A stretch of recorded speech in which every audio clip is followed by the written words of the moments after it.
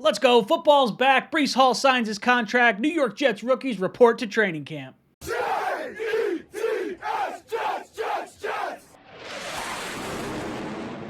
Welcome to Jets Talk. My name is Ryan. I'll be your pilot. If you're new here, hit that subscribe button. If you've been here before, welcome back. I love having you here. Boys and girls, we will be back Tuesday, July 26th for our Talking Jets panel. Myself, O'Leary, and Green Bean. So ask us all your Jet-related questions. But let's jump into today's topic of the day, and that is New York Jet rookies reporting to training camp. And this is all sorts of exciting because that means football is back. It's been long enough, right? Well, there was a big storyline heading into today, and that was that the Jets had all their rookies with the exception of running back Breece Hall, who they selected in the second round. This was a huge deal for Jet fans because this is the one rookie that I think most Jet fans are looking at and saying, that guy is going to be an immediate starter on this team, and he's going to be a huge facet into what the Jets are going to be trying to do. They're going to use this guy a whole lot. Now, that's not to say they're not going to use any of their other rookies a whole lot, but this guy seems like not just him in general, but running backs in general tend to translate really quickly to the NFL.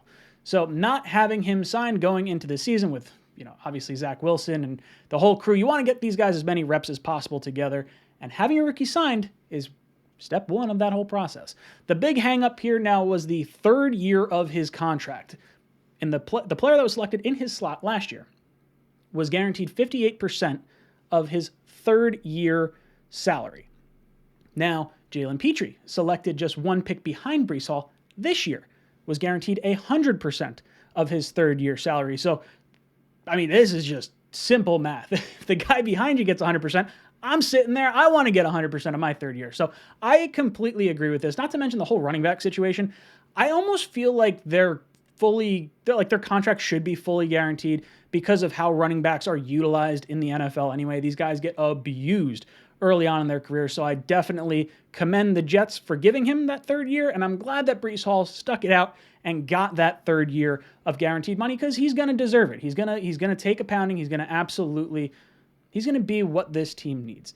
Now, in terms of the other rookies, I'm really excited to see what we wind up getting. I'm actually going to training camp July 30th.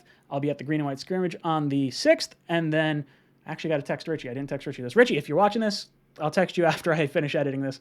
But we'll go to the Jets-Falcons training camp on the 19th. So very, very cool. All right, but yeah, the other rookies that we have going on.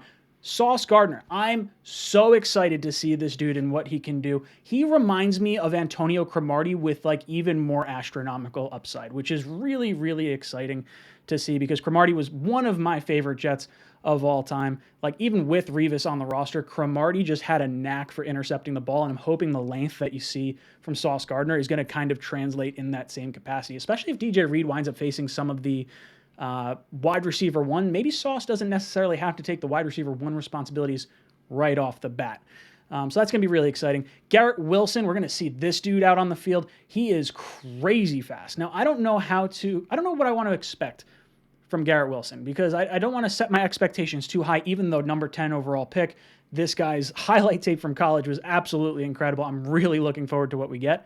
But then you also have guys like Corey Davis, Elijah Moore, Braxton Berrios that have been on the roster that are going to, I would think, see a few more reps unless him and Wilson wind up building a rapport together pretty quickly. It usually takes a little bit of time for the wide receivers to kind of click. We saw that with Elijah Moore last year. Took about halfway through the season before he really started clicking on all cylinders, and then, oh man, was that fun to watch. Then you got Jermaine Johnson, edge rusher out of Florida State. This is going to be a really cool guy to watch. The pass rush for the Jets has been such a weak point for us over the course of the last few years. And we get Carl Lawson back this year. We get Vinny Curry back this year. We're kicking John Franklin Myers into the inside and having Jermaine Johnson bookend as well on the outside. This is really, really exciting. All the excitement I had for last year's edge rush for the New York Jets is amplified that much more by getting a guy I wanted with the 10th overall pick that we got at number 26. So between all four of those rookies, very, very excited across the board.